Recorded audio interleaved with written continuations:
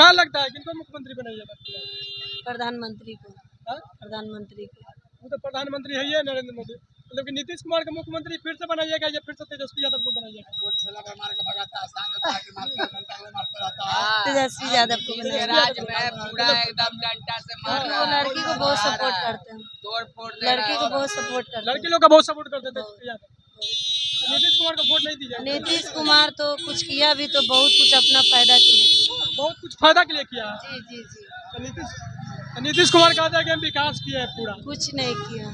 नीतीश कुमार कुछ विकास नहीं किए हैं लेकिन सब अपना मतलब ये के लिए किए हैं। मतलब कि अपना मतलब के लिए सब नीतीश कुमार विकास जी किए। जी जी। आप लोग के लिए कुछ विकास नहीं किया। क्या किए बताइए? कुछ तो कहते हैं नहीं कि किया। महिलाओं लोग को आरक्षण दे चुके हैं नीतीश कुमार जी। कुछ नहीं।